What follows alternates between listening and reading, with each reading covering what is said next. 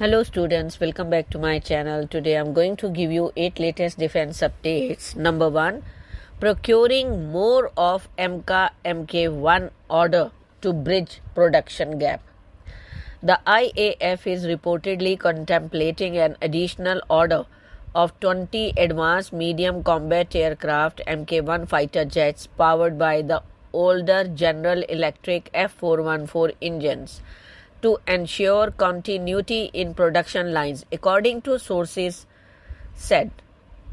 This move comes as a transition from Mk1 to the more advanced Mk2 variant could leave the production line idle for approximately 12 to 18 months, potentially disrupting manufacturing momentum and supply chains.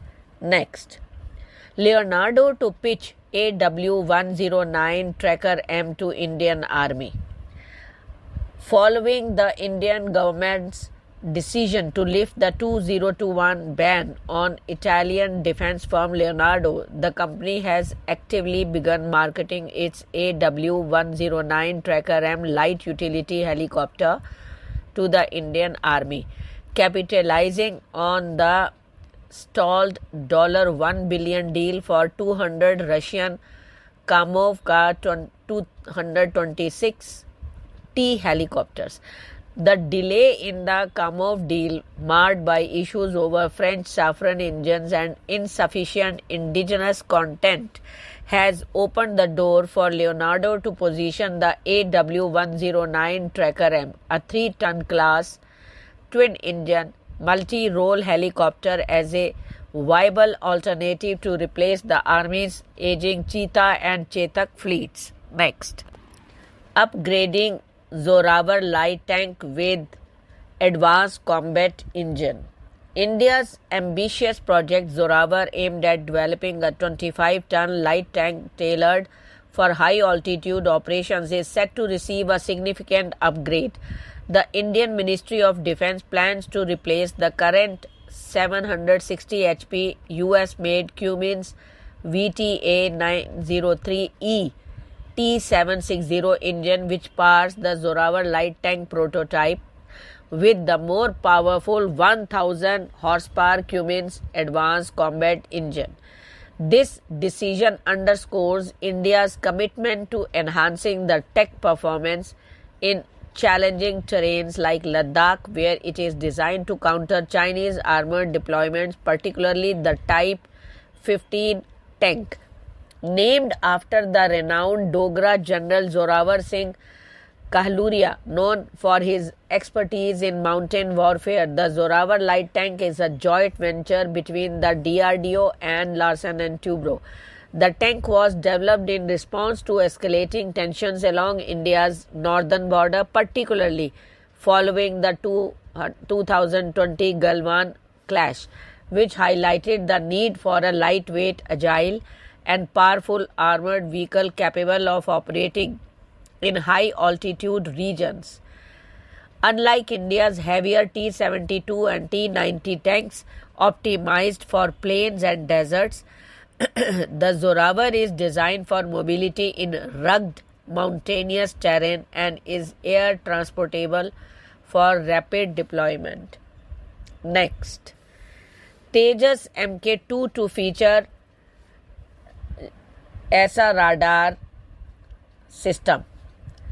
In a significant development for global aerospace technologies, India's indigenous light combat aircraft Tejas program is poised to outpace the French Dassault Rafale in the adoption of cutting-edge gallium nitride-based actively electronically scanned array radar technology. While Dassault Aviation has announced that its Rafale F5 variant, slated for induction in 2030s, will feature an upgraded GaN-based ESA radar, that is gallium nitride ESA radar. India's Tejas Mk2 and later batches of Tejas Mk1 are set to integrate this advanced radar system as early as 2026. Next, Indian Navy opts for Astra Mk2. The Indian Navy has made a strategic decision to bypass the Astra Mk-1 missile, opting instead for the advanced Astra Mk-2 beyond visual range air-to-air missiles for its newly ordered Rafale M jets and existing MiG-29K fleet. This move, announced on June 15th, positions the Astra Mk-2 as the go-to weapon for air-to-air engagement across both aircraft platforms, reflecting the Navy's focus on enhancing its aerial combat capabilities.